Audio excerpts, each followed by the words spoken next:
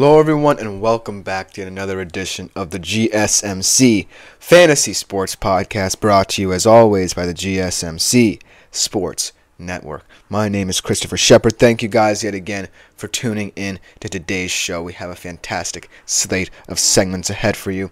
We begin today's show with some segments about some college football player profiles. In fact, every single segment will be a college football player profile, whether it be an established veteran, a breakout star from last year, what have you. We have you covered in every single department. But before we get into any of that fun stuff, I do want to remind you to like, follow, and subscribe to the show. We appreciate all your guys' support, especially in that department. Anything you do for the channel and the network is greatly appreciated. And if you do feel so inclined, please consider leaving a tip or donation at the link gsmc.cloud. This will change in the future, as I will change to a live show, so you can make yourselves available to all the super chat, super thanks, and super stickers that YouTube has to offer, and we will be presenting them on the show. I would love to get your input, especially as a fantasy show, as we get closer to fantasy football drafts and things of that nature. So if you do feel so inclined, you can make yourselves available to that. But as of right now, gsmc.cloud is the link where all things can happen. But without further ado, let's jump right into today's show, shall we? Do have 5 fantastic players to highlight here, and we don't have any time to waste with them, do we? I do want to appreciate all of them. I think that this group of players is very unique in that each and every single one of them feels like they have a point to prove. It feels like this is their pivotal season to make everything seem right for themselves and their careers. Not saying that they haven't had fantastic years yet, but this definitely feels like a make it or break it year for all of them. Let's start off with perhaps the one under the most pressure out of all of them, a wide receiver playing in the shadow of one of the great college football wide receivers of the past 2 years. Now, finally getting the chance to prove that he himself deserves to be a wide receiver one. So let's get right into the fantasy player profile of Mr. Emeka Egbuka. Like I said, playing in the shadow of someone like Marvin Harrison Jr. definitely feels as if it limits you in so many departments, but Emeka Egbuka really shined through with ease in terms of being that supplementary piece that Ohio State needed. However, it never really came to fruition. The duo never did really reach the heights they wanted to. And in fact, they missed the playoffs entirely last year, and they didn't make any noise in the playoffs the year before outside of, making a close game against Georgia. They really want to win. And if Emeka Egbuka doesn't win, I'm not sure you could call that a failure, but it certainly would be a huge disappointment in his career, especially considering the fact that now is finally his time to be wide receiver one. And so, thinking about the whole landscape of what he meant and what he means now to Ohio State football is that if he truly is a wide receiver one, then this kid perhaps can be the best wide receiver in college football and fantasy college football, because he plays for Ohio State and because he wants to be the wide receiver one right now. And a talented wide receiver group that's only real caveat is that they're young. I'm looking for Emeka Egbuka to truly be a leader in this setup. Without further ado, let's jump right into his stats and what makes him truly stand out. In 2022, his first kind of big year when he came onto the national scene, 1,151 yards and 10 TDs. Only 515 yards last year and 4 TDs, but of course, they were always looking for Marvin Harrison Jr. to be that guy. Kyle McCord really developed a relationship with him, and this year, Will Howard gets Emeka Egbuka all to himself.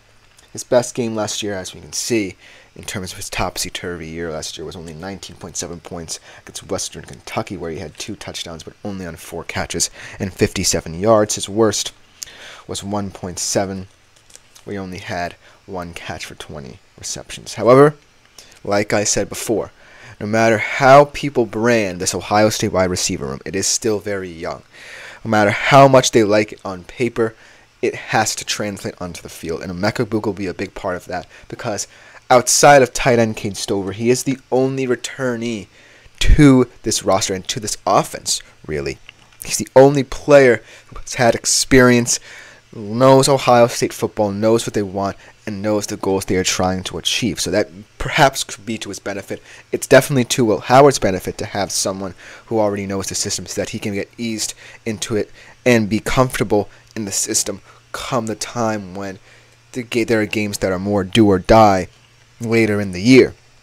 And so when I think about Emeka Egbuka, I think about those two very contrasting seasons I just described, the one in 2022 where he had a big moment, and then last year where, he kind of fell flat.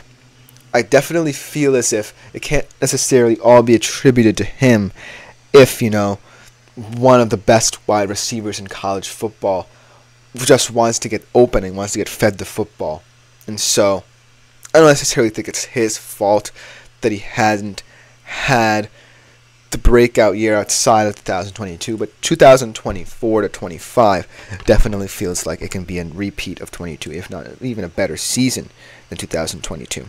And I'm not saying that this wide receiver core can step up and really, make Emeka Egbuka work for every kind of target he gets, because this wide receiver group, it has the speed now at Jeremiah Smith. Carnell Tate, the rumors I'm hearing about him is that he's a very handsy wide receiver, very fantastic route runner, very good at the point of attack. And so, while I definitely think that Emeka Egbuka could be pushed in terms of who gets the most targets out of this offense, because Will Howard's coming into this with a blank slate.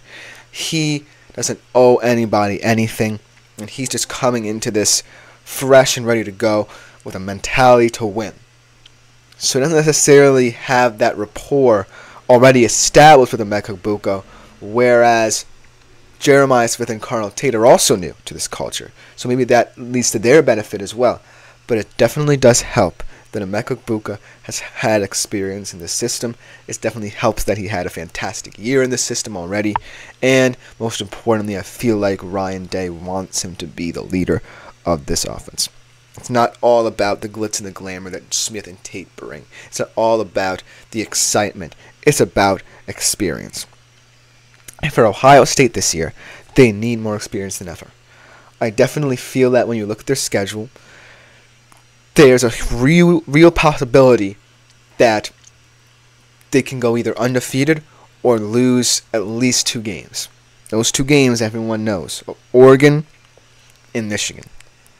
I believe they're at Oregon, and this year they are home against Michigan. So, as you can see, Ohio State should be expecting to win all their games, leaving their focus, most importantly, on those games against Oregon and Michigan, because those are the 2 contenders in the Big Ten that could knock off Ohio State, that could really knock them out of the picture entirely, perhaps. I think that at this moment they should be favored against Michigan, because Michigan does have a lot of questions. That being said, I think that the Michigan defense is perhaps the best in the country. A lot of returnees. You have Mason Graham, Will Johnson, things of that nature, and they're very well rounded. And I think that Sharon Moore will carry over the principles that Jim Harbaugh set forth. I know that there are still some loose ends to tie up with their case. I won't go into that. So, Ohio State should feel as if right now they're not necessarily, weakened as Ohio State. And then you look, as Michigan. When you look at Oregon, on the other hand, that's a very even matchup. You have 2 transfer QBs, Will Howard and Dylan Gabriel. You have these well-rounded receiving cores. But you also have the sense that if you lose this game, while it's not as important in the whole landscape of the 12-team CFP because you feel like you'll get an at-large bid, it certainly will feel as if you let down your team. And so both of these squads going into that game will feel as if this is a can't-lose situation for them. They cannot afford to feel as if in a huge game that could decide the Big 12 title hopes of both of these teams, that you have to step up. And when it matters most, the only receiver who I feel in that entirety of both of those receiver rooms has the ability to step up at any given time, it's Egbuka. I mean, I talked about Tez Johnson before, but Tez Johnson, to me, feels like someone who is willing to, just play the role of wide receiver one and also have everyone incorporated. Emeka Egbuka is a guy who, if Jeremiah Smith and Carnell Tate, aren't up to speed and aren't as challenged as they were, then he's the one who has to drag this whole system along, and he's the one that at the end of the day can carry this team through thick and thin. And so, in terms of fantasy, I would say Emeka Egbuka isn't necessarily a boom or bust guy, but he definitely is someone to be very careful about, because there will be games where it's definitely going to be kind of a forced narrative, if I may, where Will Howard's going to be trying a lot of different things, and a lot of different things will be going on, and so there might be some chaotic moments where Emeka Egbuka, isn't necessarily receiving as much attention as other players in this system. At the end of the day, he's good for at least 6 to 7 solid games where you're like, okay, this guy is a wide receiver one. Because the bottom line is, all the receivers in college football should feel as if they have a point to prove it. And Emeka Egbuka is the only one who has the pressure and the knowledge to overcome and understand both, if that makes any sense. And I believe in him to eventually be the wide receiver one in fantasy college football. Now, that's about do it for this time. Coming next, we have one of Emeka Egbuka's teammates that we're going to be talking about. This time, he is going to reside in the backfield. We'll be right back to talk about him after the break. I feel like I'm losing my mind. Is everybody in the world blind? Please, Lord, give me a sign, a sign.